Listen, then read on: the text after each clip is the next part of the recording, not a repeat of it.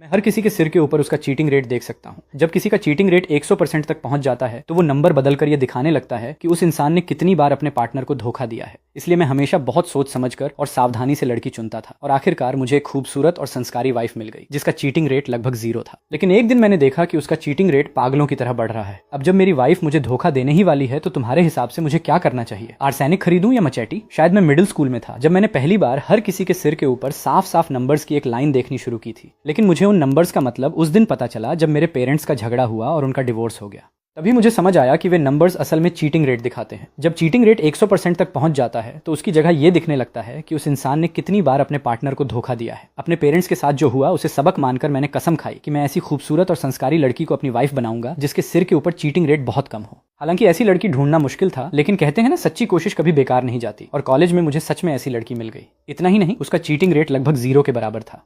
उसका नाम सू वानछिंग था। वो मुझसे 2 साल बड़ी थी, बेहद खूबसूरत थी और देखने में बहुत मासूम और प्योर लगती थी। लेकिन उसके परिवार की हालत कुछ खास अच्छी नहीं थी। वो अपने छोटे भाई और माँ के साथ रहती थी। उसके पिता एक गैम्बलर थे जो जुए के कर्ज की वजह से घर छोड़कर भाग गए थे और परिवार के ऊपर 1 लाख से भी ज्यादा का कर्ज छोड़ गए थे। लेकिन मेरे लिए इन बातों से कोई फर्क नहीं पड़ता था। इतने सालों में लोगों का चीटिंग रेट देखने की अपनी एबिलिटी के सहारे मैंने पर्दे के पीछे चुपचाप काफी पैसा कमा लिया था और लगभग 0 चीटिंग रेट वाली लड़की मिलना बेहद मुश्किल था। अपने पेरेंट्स जैसी किस्मत दोबारा न झेलनी पड़े, इसलिए मुझे इस मौके को किसी भी हालत में हाथ से नहीं जाने देना था। उसके बाद मैंने उसे पाने के लिए पूरी जान लगा दी और यहाँ तक कि उसके परिवार का सारा कर्ज भी चुका दिया। शादी के बाद भी वो बिल्कुल वैसी ही निकली। वो बहुत संस्कारी थी और हमेशा मेरे साथ बेहद प्यार और नरमी से पेश आती थी। अपने पेरेंट्स के डिवोर्स के बाद पहली बार मुझे दोबारा एक घर की गर्माहट महसूस हुई। लेकिन ठीक 1 हफ्ते पहले मेरी उसी प्यारी और संस्कारी वाइफ का चीटिंग रेट एक ही रात में 0.07 से बढ़कर 46% हो गया। शुरुआत में मैंने इसे ज्यादा गंभीरता से नहीं लिया, क्योंकि आखिर आजकल के समय में शॉर्ट वीडियोस स्क्रॉल करते हुए किसी अट्रैक्टिव आदमी या औरत को देखने से भी यह नंबर प्रभावित हो सकता था। लेकिन धीरे धीरे मुझे महसूस होने लगा कि कुछ गड़बड़ है, क्योंकि मेरी वाइफ के सिर के ऊपर वाला नंबर हर दिन लगातार बढ़ता जा रहा था। सिर्फ 5 दिनों में वो 46% से बढ़कर 83% पहुंच गया। इसका मतलब था कि अब सिर्फ 17% और बढ़ते ही वो मुझे धोखा दे देगी। अब मैं बिल्कुल भी चैन से नहीं बैठ सकता था। तभी मुझे याद आया कि पिछले कुछ दिनों से सू वानछिंग आधी रात को छिपकर किसी से कॉल और मैसेज करती रहती थी। वो कहती थी कि अपनी गर्लफ्रेंड से बात कर रही है और ऊपर से शांत रहने का दिखावा करती थी, लेकिन अपनी घबराहट छिपा नहीं पाती थी, क्योंकि शुरुआत से ही मेरे दिमाग में उसके लगभग 0 चीटिंग रेट वाली इमेज बैठी हुई थी। इसलिए उस समय मैंने मासूमियत से यही सोचा कि शायद वो अपनी गर्लफ्रेंड से कुछ शर्मिंदगी वाली बातें कर रही होगी। लेकिन अब लग रहा था कि शायद वो किसी दूसरे प्रिटी बॉय से बातें कर रही थी। इतने सालों की मेहनत के बाद सिर्फ 25 साल की उम्र में मैं एक फाइनेंस कंपनी का फाइनेंशियल डायरेक्टर बन चुका था और कहा जा सकता था कि मेरा फ्यूचर बहुत ब्राइट था। मैंने न सिर्फ कार और घर खरीदा था, बल्कि उसके होम टाउन वाले घर का पूरा रेनोवेशन भी अपने पैसों से करवाया था।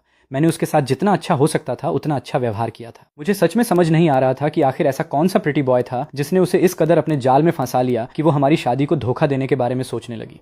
काफी सोच विचार करने के बाद मैंने फैसला किया कि अभी कुछ समय और ऑब्जर्व करूंगा। आखिर वो मेरी वाइफ थी और हमारे बीच अभी भी गहरा प्यार था। जब तक उसका चीटिंग रेट 100% पार नहीं करता, मैं उसे एक और मौका दे सकता था। शुक्रवार को काम से घर लौटने के बाद मैंने देखा कि सू वानछिंग का चेहरा कभी लाल पड़ रहा था तो कभी वो परेशान दिखाई दे रही थी। वो पूरे समय बेचैन थी और उसके अंदर उसकी हमेशा वाली शालीनता और नरमी बिल्कुल नहीं दिख रही थी। यहाँ तक कि मेरे घर आने के बाद भी उसका हाव भाव किसी चोर जैसा था, मानो उसके मन में बहुत सारी परेशानियां चल रही हों। मैंने ऊपर देखा तो उसके सिर के ऊपर चीटिंग रेट 83% से बढ़कर 96% हो चुका था और लाल रंग में चमक रहा था। वो चुभता हुआ लाल रंग बेहद साफ दिखाई दे रहा था। बाहर से मैं शांत बना रहा, लेकिन अंदर से मेरा दिल पूरी तरह ठंडा पड़ चुका था। मैं जानता था कि अब उसे चीट करने के लिए बस एक मौके की जरूरत थी। हालात सूखी लकड़ी और भड़कती आग जैसे थे। बस एक चिंगारी और सब कुछ जल उठता। खाना तैयार होने के बाद सू वानछिंग एक छोटी कटोरी हाथ में लिए थोड़ा थोड़ा खा रही थी, लेकिन साफ था कि उसका ध्यान खाने पर बिल्कुल नहीं था। मैंने कहा, हनी, मैं अभी अभी घर आया हूँ और तुम ना ठीक से बैठ पा रही हो ना खड़ी हो पा रही हो। बिल्कुल बिल्ली को देखकर चूहे जैसी हालत हो गई है तुम्हारी। कहीं ऐसा तो नहीं कि तुमने मेरी पीठ पीछे कोई ऐसा काम किया है जिसकी वजह से तुम्हें शर्म आ रही है? मेरी बात सुनते ही मैंने साफ महसूस किया कि सू वानछिंग का शरीर जोर से कांप गया और उसके हाथ से कटोरी लगभग गिर ही गई। साफ था कि वो बुरी तरह चौंक गई थी, क्योंकि इस समय उसका दिमाग उस प्रिटी बॉय से भरा हुआ था। ये साफ तौर पर उसके अंदर का गिल्ट था, लेकिन फिर भी उसने हकलाते हुए खुद को शांत दिखाने की कोशिश की और कहा, हे भगवान हनी, आजकल तुम कुछ ज्यादा ही बोलने लगे हो। मेरे साथ ऐसा मजाक भी करने लगे? इतना कहते हुए उसने शिकायत भरी नजरों से मुझे देखा, लेकिन उसके हाथ में कांपती हुई कटोरी बता रही थी कि अंदर से वो बिल्कुल भी शांत नहीं थी। मैंने हंसते हुए कहा, मजाक? फिर तुम इतना घबरा क्यों रही हो? इसके बाद मैंने उसे एक छोटी सी कहानी सुनाई। ओ हाँ हनी, आज मैंने अपने एक फ्रेंड से सुना कि उसके अंडर काम करने वाली एक फीमेल एम्प्लॉय, जो पहले बहुत सीधी सादी नरम और संस्कारी थी, उसने अचानक अपने हस्बैंड को चीट कर दिया। उसके बाद उनके रिश्ते में बहुत भयानक झगड़ा हुआ और उस एक गलती की वजह से उसकी पूरी जिंदगी बर्बाद हो गई। सिर्फ चीटिंग की वजह से उस औरत को इतनी बड़ी कीमत चुकानी पड़ी, सच में बिल्कुल भी इसके लायक नहीं था। पता नहीं अपनी बाकी जिंदगी उन नतीजों के साथ बिताते हुए उसे अपने उस एक पल के गलत फैसले पर कितना पछतावा होगा। ये कहानी सुनते ही सुवांशिंग का चेहरा एकदम सफेद पड़ गया और उसके हाथ से कटोरी सीधे जमीन पर गिर गई। उसी समय उसके सिर के ऊपर का चीटिंग रेट तेजी से बदलने लगा। वह 96% से सीधे 63%, फिर 22% और आखिर में 1% तक गिर गया। मैंने पूछा, हनी क्या हुआ? इस कहानी से डर गई? उसने तुरंत कहा, हाँ, ये कहानी सच में बहुत डरावनी है, लेकिन तुमने अचानक मुझे इतनी डरावनी कहानी क्यों सुनाई? इतना कहते हुए उसने सिर उठाकर मेरी तरफ देखा और गिल्ट से मेरी एक्सप्रेशन पढ़ने की कोशिश करने लगी। मैं मुस्कुराया और बोला, ओह, हम आमतौर पर रोमांस वाली बातें ही करते हैं, तो आज सोचा कुछ अलग करके थोड़ा एक्साइटमेंट लाया जाए। कहीं तुम कुछ ज्यादा तो नहीं सोच रही? उसने कहा, नहीं, बस मैं इसके लिए तैयार नहीं थी। इतना कहकर सुवांशिंग ने जल्दी से अपना खाना खत्म किया और वापस कमरे में चली गई, जबकि मैंने आराम से हरी सब्जी का एक टुकड़ा उठाया और मन ही मन ठंडी हंसी हंसा। ये कहानी सुनाना जाहिर तौर पर उसे चेतावनी देने का मेरा तरीका था और साथ ही मेरी आखिरी वार्निंग भी। आखिर मेरे दिल में अभी भी उसके लिए गहरी फीलिंग्स थी और अगर इस रिश्ते को बचाया जा सकता था तो मुझे कोशिश जरूर करनी चाहिए थी। लेकिन अगर वो फिर भी अपनी मनमानी करने पर अड़ी रही तो फिर मुझे दोष नहीं दिया जा सकता था। कम से कम मैंने अपनी तरफ से जो कर सकता था वो सब कर दिया था। अगले कुछ दिनों तक सुवांशिंग सच में काफी सुधरी हुई रही और पहले की तरह ही मेरे साथ नरमी और समझदारी से पेश आती रही। शायद मेरी उस डरावनी कहानी ने सच में उसे डरा दिया था। फिर एक दोपहर सुवांशिंग ने मुझे कॉल किया, हनी, आज रात तुम अपने लिए टेक आउट ऑर्डर कर लेना, मुझे अपनी माँ के घर जाना है। मैंने पूछा, मॉम, क्या हुआ? क्या तुम चाहती हो कि मैं भी तुम्हारे साथ चलूं? उसने तुरंत कहा, नहीं नहीं मॉम को कुछ नहीं हुआ है, मैं बस उनसे मिलने जा रही हूँ। वैसे भी तुम्हें काम करना है, इसलिए मेरे साथ आने की जरूरत नहीं है। उसकी बात सुनकर मैंने थोड़ा सोचा। कंपनी में सच में कुछ काम थे जिन्हें मुझे संभालना था और मैं वहां से निकल भी नहीं सकता था, इसलिए मैंने सोचा कि काम खत्म होने के बाद उसे लेने चला जाऊंगा। काम खत्म होते ही मैं कार लेकर सीधे उसकी माँ के घर की तरफ निकल गया। 2 घंटे बाद मैं अपनी मदर इन लॉ के घर पहुंच गया। तुम यहाँ क्यों आए हो? अपनी मदर इन लॉ के इस रवैये की मुझे पहले से आदत थी। हालांकि मुझे बहुत बुरा लगा, फिर भी मैंने खुद को रोक लिया। वांशिंग इतनी जल्दी में यहाँ आई थी तो मुझे लगा शायद कुछ हुआ है, इसलिए मैं देखने चला आया कि कहीं मेरी मदद की जरूरत तो नहीं है। वैसे वांशिंग वापस आई थी ना? वो कहाँ है? वांशिंग तो बहुत पहले ही घर चली गई। बस मेरा एंकल थोड़ा मुड़ गया था, कोई बड़ी बात नहीं है। वो यहाँ क्यों रुकेगी? लेकिन तुम अपनी मदर इन लॉ के घर आए हो और मेरे लिए कोई गिफ्ट तक नहीं लाए, ये कैसी बात हुई? क्या एक सन इन लॉ ऐसे पेश आता है? और हाँ, मेरे पैर में मोच आई है, इसलिए अभी मुझे 20,000 ट्रांसफर करो, मुझे कुछ सप्लीमेंट्स खरीदने हैं। इतना कहते हुए मेरी मदर इन लॉ ने सीधे अपना फोन निकाला, पेमेंट कोड खोलकर मेरे सामने कर दिया और तुरंत पैसे ट्रांसफर करने को कहने लगी, जिससे मुझे बहुत गुस्सा आया। हर बार जब भी मैं उसके घर आता था वो कोई ना कोई बहाना बनाकर मुझसे पैसे मांगती थी, कभी 1,000 तो कभी 10,000 से भी ज्यादा, और हर बार इतनी बेशर्मी से मांगती थी जैसे ये उसका हक हो। माना कि बड़ों का सम्मान करना और उनका ख्याल रखना सही है और मेरे पास पैसों की भी कोई कमी नहीं थी, लेकिन उसका ये तरीका तो लूटने जैसा था। भला कौन इसे खुशी खुशी बर्दाश्त करेगा? लगता है इतने सालों से मैंने तुम्हारे साथ अच्छे से व्यवहार किया, इसलिए अब तुम बहुत ज्यादा सिर पर चढ़ गई हो, है ना? तुम्हें लगता है कि मैंने तुम्हारी बेटी से शादी कर ली है, इसलिए अब तुम मुझे जैसे चाहो वैसे कंट्रोल कर सकती हो। जितना मैं इसके बारे में सोचता उतना ही मेरा गुस्सा बढ़ता जा रहा था, लेकिन मेरे पास कोई दूसरा रास्ता नहीं था। आखिर में मैंने पैसे ट्रांसफर कर ही दिए, क्योंकि अगर मैं पैसे नहीं देता तो वो मुझे आसानी से जाने भी देती या नहीं, ये अलग बात थी। ऊपर से बेकार में मेरा मूड खराब होता और समय भी बर्बाद होता। पैसे मिलते ही मेरी मदर इन लॉ ने मेरी तरफ मुस्कुराकर देखा तक नहीं। वो सीधे घर के अंदर गई और दरवाजा बंद कर लिया। उसकी चाल इतनी तेज थी जैसे उड़ रही हो, पैर में मोच आने का जरा सा भी निशान नहीं था। ये देखकर मेरा चेहरा धीरे धीरे ठंडा पड़ गया। साफ था कि उसके पैर में कोई मोच नहीं आई थी, है ना? आखिर ये दोनों मिलकर क्या कर रही थी? इन्हीं सवालों के साथ मैं कार लेकर वापस घर की तरफ निकल गया। जब मैं घर पहुंचा तब रात के करीब 11 बज चुके थे। बेडरूम में घुसते ही मैंने देखा कि सुवांशिंग बेड पर गहरी नींद में सो रही थी। उसके चेहरे पर एक मीठी और खुश मुस्कान थी, लेकिन उसकी भौहों के बीच थकान साफ दिखाई दे रही थी। मैंने उसके सिर के ऊपर देखा और अचानक मेरी आंखें सिकुड़ गईं। उसके सिर के ऊपर वाला नंबर अब परसेंटेज नहीं था, बल्कि एक साफ नंबर बन चुका था, 4। अब ये अकेला नंबर चीटिंग रेट नहीं दिखा रहा था, बल्कि ये बता रहा था कि उसने कितनी बार चीट किया है। एक ही रात में 4 बार। कमाल है। सुवांशिंग, जब तुमने मेरे साथ धोखा कर ही दिया है तो अब मुझे बेरहम होने के लिए दोष मत देना। उसके बाद मैं ऐसे ही ऑफिस आता जाता रहा जैसे कुछ हुआ ही ना हो। घर लौटने के बाद भी हमेशा की तरह सुवांशिंग के साथ प्यार से पेश आता रहा और सुवांशिंग भी ऐसे व्यवहार करती रही जैसे कुछ हुआ ही नहीं था।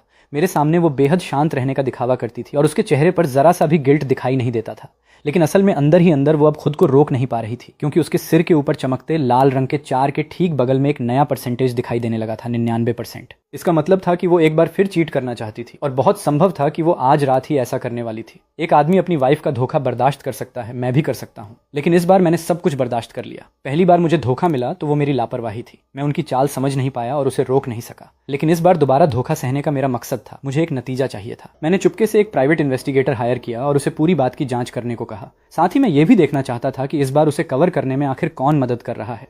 और जैसा मैंने सोचा था, इस बार उसका छोटा भाई सू हावरान था, जिसने मेरे ऑफिस में रहते हुए मुझे कॉल किया। वाह, तो पूरा परिवार ही मिलकर ये खेल खेल रहा है। ये एहसान फरामोश लोग मेरा दिया खाते हैं, मेरे पैसों से कपड़े पहनते हैं, मेरे पैसे इस्तेमाल करते हैं और आखिर में मेरे साथ ही ऐसा करते हैं। सच में दिल टूट गया।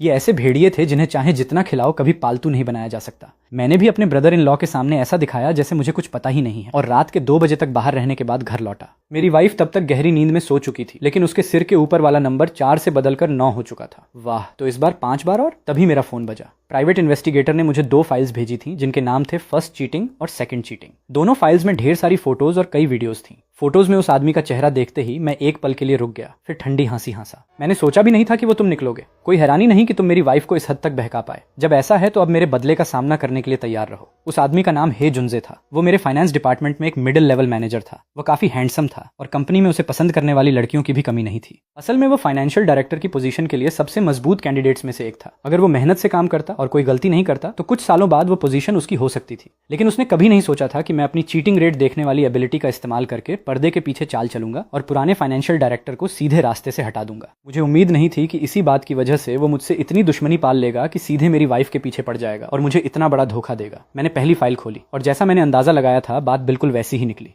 उस दिन सु वानछिंग अपनी माँ के घर गई ही नहीं थी, बल्कि हे जुंजे के साथ शहर के एक बेहद महंगे कपल्स होटल में गई थी और दोनों ने वहां खूब मजे किए थे। माँ के घर जाने की बात सिर्फ एक बहाना था ताकि उसकी असली हरकत छिपी रहे। दूसरी फाइल आज की थी और जगह फिर वही होटल था। सु वानछिंग को तस्वीर जैसी खूबसूरत मुस्कान के साथ पूरी तरह उसका साथ देते देखकर मेरा गुस्सा भड़क उठा। खासकर हे जुंजे के चेहरे पर बदला पूरा करने जैसी बेहद घमंडी मुस्कान थी। वीडियो रिकॉर्डिंग्स देखने के बाद आखिरकार मुझे उसके असली मकसद का पता चल गया। मैं ठंडी हंसी हंसा। मैंने सोचा भी नहीं था कि उसकी नजर मेरे पास मौजूद उस यू शील्ड पर थी जिसमें कंपनी का फाइनेंशियल डेटा स्टोर था। मैंने फैसला किया कि मैं भी उनके खेल में साथ दूंगा और चुपके से कमरे में एक कैमरा लगा दिया। अगले कुछ दिनों तक कोई खास बात नहीं हुई, बस सु वानछिंग के सिर के ऊपर वाला नंबर धीरे धीरे 7 से बढ़कर 13 हो गया। फिर एक वीकेंड पर सु वानछिंग ने मेरे गहरी नींद में होने का फायदा उठाया और चोरों की तरह चुपके से मेरा ब्रीफ केस खंगालने लगी। यू शील्ड मिलते ही उसके चेहरे पर छिपी हुई खुशी दिखाई दी। उसने उसे निकाल लिया और उसकी जगह एक नकली यू शील्ड मेरे ब्रीफ केस में रख दिया। अगर कैमरे की रिकॉर्डिंग नहीं होती तो शायद मैं सच में उसके नकली यू शील्ड को अपना ही समझ लेता। यू शील्ड चुराने के एक दिन बाद सु वानछिंग ने उसे वापस रख दिया। उसे लगा कि उसने सब कुछ इतनी सफाई से किया है कि किसी को भनक तक नहीं लगी, लेकिन उसे क्या पता था कि मेरे कैमरे ने उसकी हर हरकत साफ साफ रिकॉर्ड कर ली थी।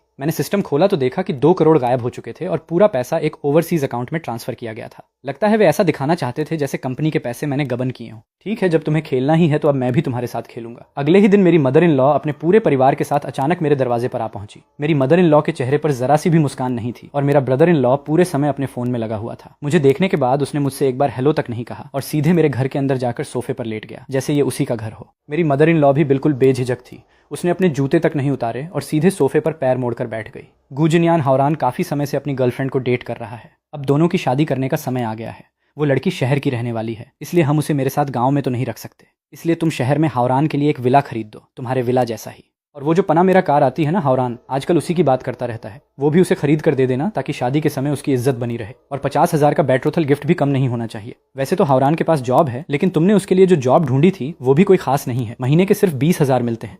उसे अपनी गर्लफ्रेंड के साथ डेट पर भी जाना पड़ता है, इसलिए ज्यादा पैसे बचा नहीं पाता। तो ये सब तुम्हें ही करना होगा। इनमें से एक भी चीज कम नहीं होनी चाहिए। उसका लहजा ऐसा था जैसे वो मुझे ऑर्डर दे रही हो और मेरे पास मना करने का कोई हक ही ना हो। उसका लालच से भरा चेहरा देखकर मैं ठंडी हंसी हंसा। जब से मेरी शादी सु वानछिंग से हुई थी, उसके लिए अपने प्यार की वजह से मैं हर त्योहार पर उसके परिवार को बहुत सारे महंगे गिफ्ट्स देता आया था। अब मैंने उनके लिए घर भी बनवाया था, 10,000 से ज्यादा मंथली इनकम वाली जॉब भी ढूंढी थी और सु हावरान के लिए एक कार तक खरीदी थी। मैंने सोचा भी नहीं था कि इतना सब करने के बाद भी उनका पेट नहीं भरेगा, बल्कि उनका लालच और बढ़ जाएगा। पहले सु वानछिंग की खातिर मुझे इन चीजों से ज्यादा फर्क नहीं पड़ता था, क्योंकि अपनी एबिलिटी के दम पर मैं ये सब आसानी से अफोर्ड कर सकता था। लेकिन अब बात अलग थी। उसने मुझे चीट किया था और फिर भी ये लोग मुझसे और पैसे निचोड़ना चाहते थे। सपने देखते रहो। मैंने कहा मॉम, ये डिमांड कुछ ज्यादा बड़ी नहीं हो गई? सिर्फ शादी करने के लिए इतना सब खर्च करना जरूरी तो नहीं है। मेरी मदर इन लॉ का चेहरा तुरंत बदल गया। क्या अब मेरी बात की कोई वैल्यू नहीं रही है ना? अब तुम सक्सेसफुल हो गए हो तो अपने ब्रदर इन लॉ के लिए इतने से पैसे भी खर्च नहीं करना चाहते? मेरा ब्रदर इन लॉ भी तुरंत नाराज हो गया और उसके चेहरे पर साफ नाखुशी दिखाई देने लगी। ब्रदर इन लॉ, अब आप फाइनेंशियल डायरेक्टर हैं और साल के कई मिलियन कमाते हैं, इतने कंजूस मत बनिए। सु वानछिंग भी बोली, हाँ हनी, अभी तुम्हारी एबिलिटी के हिसाब से तुम ये सारे पैसे बहुत जल्दी दोबारा कमा लोगे।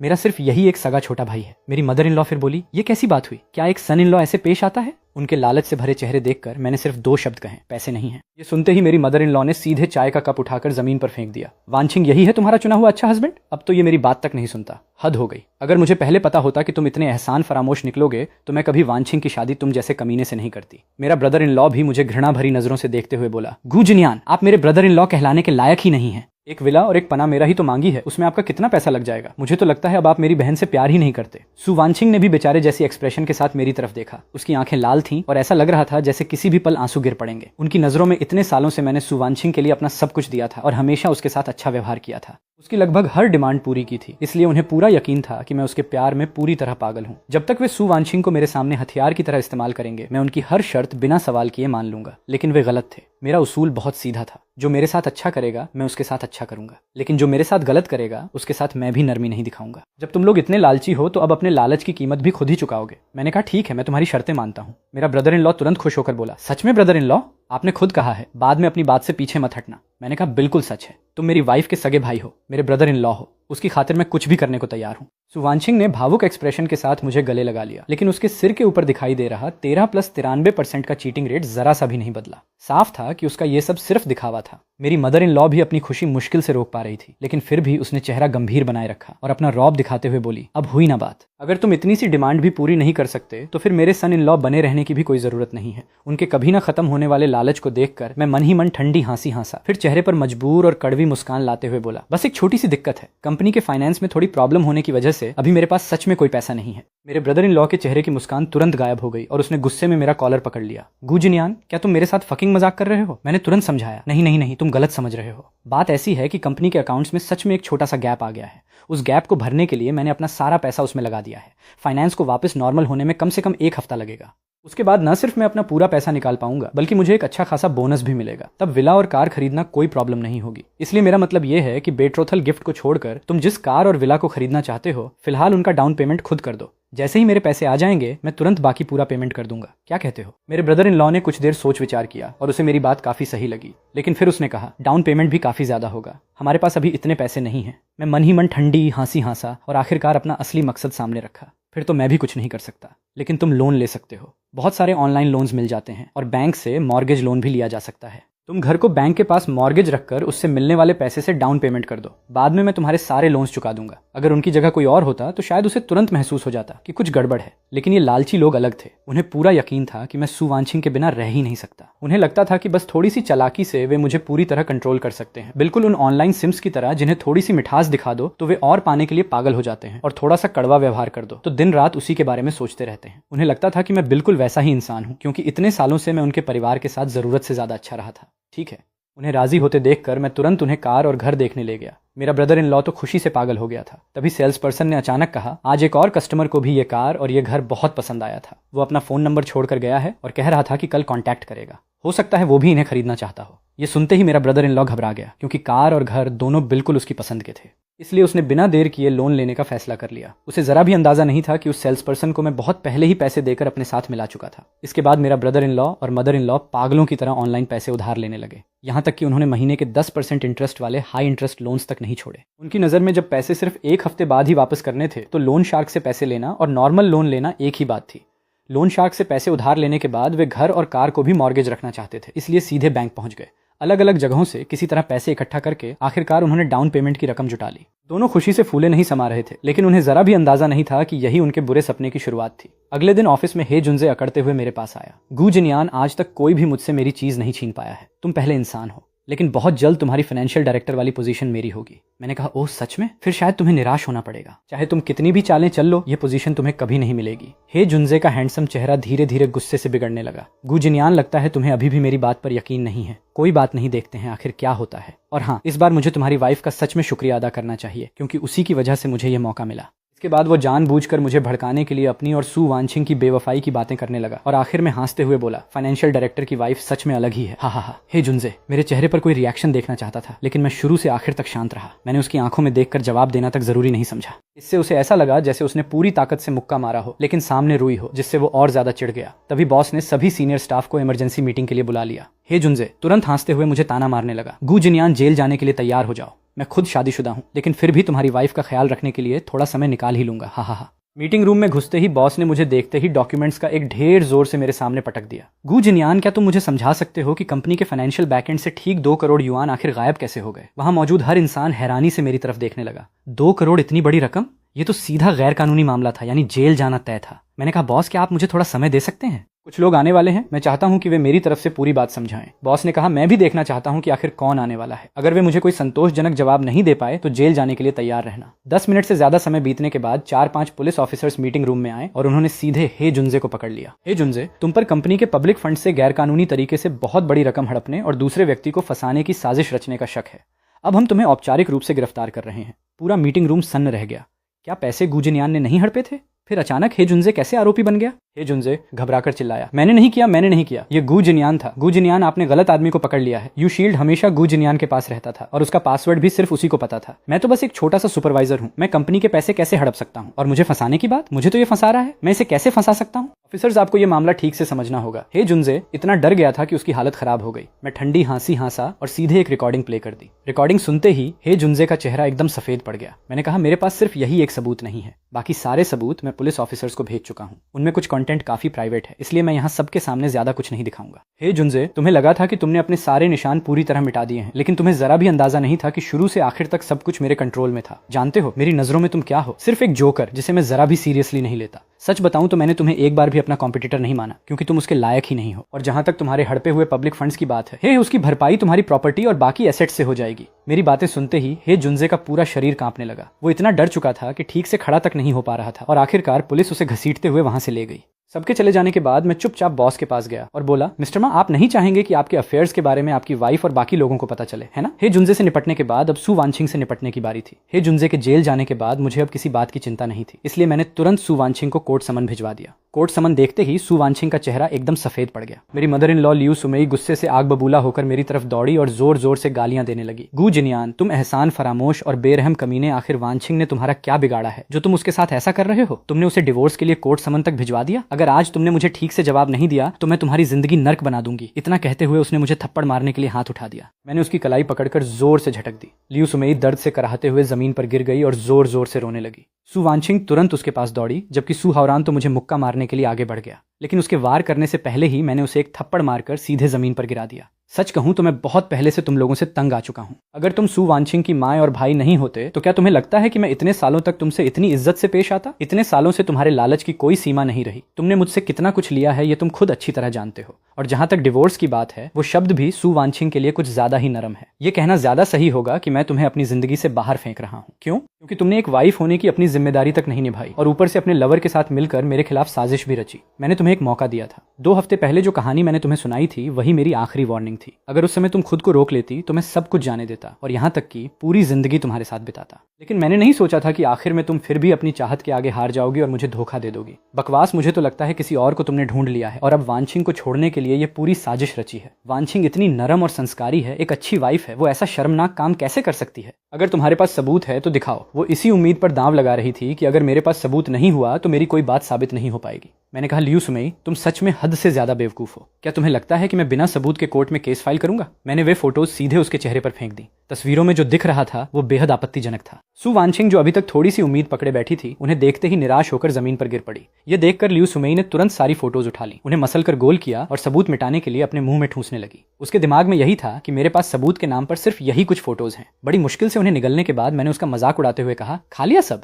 मेरे पास और भी हैं, कुछ और खाओगी? मैंने एक मोटा सा फोटोज का ढेर निकाल लिया, जिसे देखते ही लियू सुमेई गुस्से से लगभग बेहोश हो गई। ठीक है वानछिंग, अगर इसे डिवोर्स चाहिए तो दे दो, हमें इससे कोई डर नहीं है। वैसे भी उसकी आधी प्रॉपर्टी तुम्हारी ही होगी और तुम्हारी खूबसूरती के साथ तुम आसानी से कोई दूसरा अमीर हस्बैंड ढूंढ सकती हो। बिल्कुल सिस, दुखी मत हो। वैसे भी उसने अभी तक विला और पनामेरा का बाकी पेमेंट नहीं किया है, ना ही हमारे लोन्स चुकाए हैं। जब वो सब चुका देगा तब भी हम मल्टी मिलियनेयर होंगे। फिर हमें उसके इस एटीट्यूड की परवाह करने की क्या जरूरत है? ये सुनते ही सु वानछिंग जैसे अचानक होश में आ गई। सही तो है, उसकी प्रॉपर्टी मैरिटल प्रॉपर्टी है, उसका आधा हिस्सा तो मेरा होना ही चाहिए। और हमारे इतने सारे कर्ज भी उसने अभी तक नहीं चुकाए हैं, तो मुझे उसके एटीट्यूड की परवाह करने की क्या जरूरत है? इतना पैसा मिलने के बाद मैं ना सिर्फ कोई अमीर हस्बैंड ढूंढ सकती हूँ, बल्कि एक यंग प्रिटी बॉय को भी अपने साथ रख सकती हूँ। ये सोचते ही वो फिर से घमंडी और अकड़ से भर गई, जबकि उसके सिर के ऊपर का चीटिंग रेट लगातार चमक रहा था। उनकी बातें सुनकर मुझे लगभग हंसी आ गई। मैंने कहा, विला का बाकी पेमेंट तुम लोगों के लिए गए, लोन शार्क वाले कर्ज और बाकी जो कुछ भी तुम लोगों ने उधार लिया है वो मैं क्यों चुकाऊं? वे तुरंत बोले, उस समय तुमने खुद कहा था कि तुम सब चुका दोगे, अब अपनी बात से मुकरने वाले हो क्या? मैंने कहा, ओह, लेकिन ये साबित कौन करेगा? चाहे लोन्स हो या डाउन पेमेंट, सारे पैसे तुम लोगों ने अपने नाम पर उधार लिए और अपने नाम से पेमेंट किया। उनका मुझसे कोई लेना देना नहीं है। अब मुझसे उन्हें चुकाने को कह रहे हो? मजाक कर रहे हो क्या? तब जाकर उन्हें एहसास हुआ कि मैंने उन्हें फंसा दिया था। गू जिनयान, तुम कमीने, मैंने सिर हिलाया।